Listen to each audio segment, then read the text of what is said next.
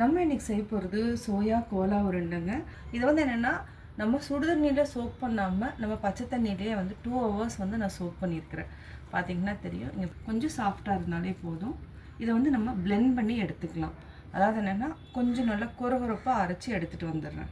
நம்ம சோயாவை கொரகொரப்பாக அரைச்சி எடுத்துட்டோம். பார்த்திங்கன்னா இந்த டெக்ஸ்சர் வந்து இந்த மாதிரி இருக்கணும். இது வந்து நம்ம தாளித்து கொஞ்சம் வதக்கிட்டோன்னா இந்த பச்சை வாசனை போகிறப்ப என்னென்னா நம்மளுக்கு அந்த டெக்ஸ்சர் கரெக்டாக வரும். கோலா உருண்டைக்கு ஒரு பேன் வச்சுக்கலாம். பேனில் 2 டேபிள் ஸ்பூன் எண்ணெய் விட்டுக்கலாம். எண்ணெய் நல்லா காஞ்சிருச்சு. இப்போ நம்ம ஒரு 1/4 டீஸ்பூன் அளவுக்கு சோம்பு சேர்த்துக்கலாம். 3 பச்சை மிளகாய் பொடியாக நறுக்கிருக்கிறோம். இதையும் ஆட் பண்ணிக்கோங்க. இதையும் நல்லா வதக்கிக்கலாம். கொஞ்சம் உங்களுக்கு தெரிக்கும், கொஞ்சம் கேர்ஃபுல்லாக இருக்கணும். பொடியாக நறுக்கி வச்சுருக்கிற ஒரு பெரிய வெங்காயம் சேர்த்துக்கலாம். இஞ்சி பூண்டு விழுது 1/2 டீஸ்பூன். அப்படி இல்லைன்னா இஞ்சியும் பூண்டு பொடியாக நறுக்கியும் நம்ம ஆட் பண்ணாலும் அது ஒரு டேஸ்ட் இருக்கும். 1/4 டீஸ்பூன் மிளகாய்த்தூள், 1/4 டீஸ்பூன் மல்லித்தூள், 1/4 டீஸ்பூன் சீரகத்தூள், 1/4 டீஸ்பூன் கரம் மசாலா. பச்சை வாசனை போகிற வரைக்கும் நல்லா வதக்கிக்கலாம்.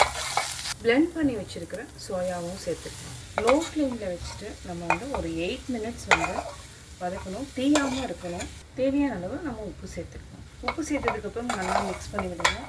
நம்ம வதக்கிட்டோம். இப்போ வந்து ஒரு 3 டேபிள் ஸ்பூன் அளவுக்கு பொட்டுக்கடலையை பொடி பண்ணி வச்சுருக்கிறோம். இதையும் ஆட் பண்ணிக்கோங்க.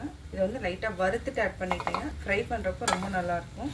இதையும் நம்ம ஒரு 3 நிமிஷம் வரைக்கும் அப்படியே வந்து வதக்கிக்கலாம். இப்போ நம்ம கேஸ் ஆஃப் பண்ணிக்கலாம்.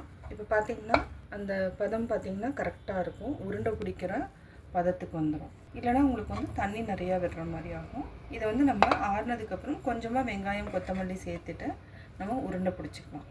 இப்போ நம்ம கொஞ்சமாக ஆனியன் சேர்த்துட்டு கூடவே வந்து கொத்தமல்லியும் சேர்த்துக்கலாம். நல்லா மிக்ஸ் பண்ணி விடுங்க. சாப்பிட்றப்ப என்னென்னா இந்த பச்சை வெங்காயத்தை போடுறப்போ கொஞ்சம் நரன்னு சூப்பராக இருக்கும். அதுக்காக நம்ம லாஸ்ட்டில் இந்த பச்சை வெங்காயத்தையும் ஆட் பண்ணிக்கலாம். இப்போ நம்ம எந்த சைஸ் வேணுமோ அந்த சைஸில் நம்ம ரொம்ப அழுத்தாதீங்க. லைட்டாக நம்ம உருண்டை பிடிச்சிக்கலாம். இதே மாதிரி எல்லாத்தையுமே பிடிச்சி வச்சுக்கலாம். நம்ம உருண்டை எல்லாமே ரெடி பண்ணியாச்சு. சோயா உருண்டைகள் ரெடி. இதை வந்து நம்ம டீப் ஃப்ரை பண்ணிக்கலாம். இதை வந்து என்னென்னா மட்டன் டேஸ்ட்டு சிக்கன் டேஸ்ட்டில் தான் இருக்கும். நான்வெஜ் வந்து சாப்பிடாதவங்க இதை சாப்பிட்லாம். ஏன்னா இதில் வந்து நிறைய ப்ரோட்டீன் இருக்குது, இம்யூனிட்டியும் இருக்குது. நம்ம வந்து இதை டீப் ஃப்ரை பண்ணி எடுத்துக்கலாம். நம்ம சோயா உருண்டைகளை நம்ம கொஞ்சமாக ஆயில் விட்டுட்டு பனியாரக்கல்லில் வச்சு எடுத்துக்கலாம்.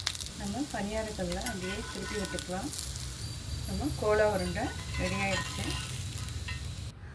நான்வெஜ்க்கு ஈக்குவலாக ஒரு சோயா உருண்டை ரெடி பண்ணியிருக்கிறோம். ட்ரை பண்ணி பாருங்கள். பார்த்துட்டு உங்களுடைய கமெண்ட்ஸ் எனக்கு சொல்லுங்கள். லைக் பண்ணுங்கள், ஷேர் பண்ணுங்கள், மறக்காமல் சப்ஸ்கிரைப் பண்ணுங்கள்.